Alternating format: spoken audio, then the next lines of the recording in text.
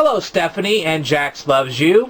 It's the winter solstice day, which is making me very, very happy because from this day forward, we're going to get one more minute of sunshine every day until June 21st. And that always makes me happy. Makes me quite joyous.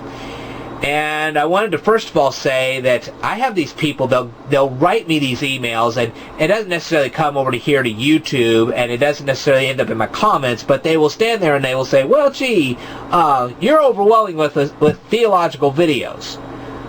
What nonsense is that? Let's get to the bumper crop here. If you took a look at all 452 videos, you would see that I have far more educational videos than I do theological videos. Does that mean I'm going to stop expressing myself theologically? Of course not. But it just means that that is not my primary goal here. I am a data processor, not some wonderful minister that's going to make you into a Christian. I'm not trying to Christian bash it. I'm just stating what I know and letting you make the decisions for yourself. I mean, that's just the way it is. And so don't get the impression that because I put theological videos up here that I must be some master theologian, because I'm not. I'm just a data processor. I'm presenting my views, my opinions, and my data. Take what you will, leave the rest. And if you don't want to watch these theological videos, they're clearly marked. Go to my educational ones, learn. I don't want you to starve to death, and I don't want you getting evicted from your home. That's more important to me than any theological opinion that I have.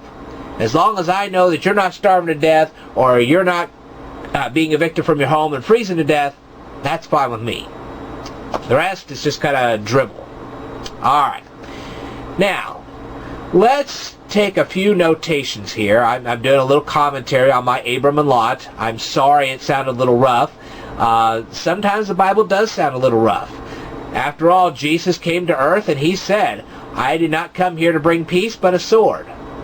That's a little rough, and I'm sorry for that. But that's what happens. Okay? Now, the first topic is homosexuals in the military. Let me tell you something. In the Roman Empire, there were plenty of homosexuals in their military. And there were Christians that also served in their military. Did they have a problem? No. Their Christianity was so well-founded that it didn't matter what those homosexuals did. The fact of the matter was they stayed Christian, they stayed heterosexual, they had kids, and they had a wonderful life. So that's why the military thing doesn't bother. If it didn't bother them in the Roman Empire, why is it bothering us today? What, is your Christianity so faltering that you're going to fall into homosexuality just because you're befriending a homosexual? I don't think so. It's not a disease. Okay, it's a person's life choice. And regardless of what choice they make, you've made your choice, and as long as you stay steadfast in it, you're going to be just fine. Stick with God and you have nothing to worry about. Let me tell you something. One day there won't be a don't ask, don't tell. It'll just be simple. There'll be homosexuals and heterosexuals in the U.S. military. So you might as well get used to this and understand that don't ask, don't tell is a silly, stupid thing they put in there. And it's just not going to be applicable in the future. And so you're going to end up having to serve with homosexuals. Just know that you are studying God's Word, and as long as you're doing that, you won't turn into a homosexual, and you'll be fine.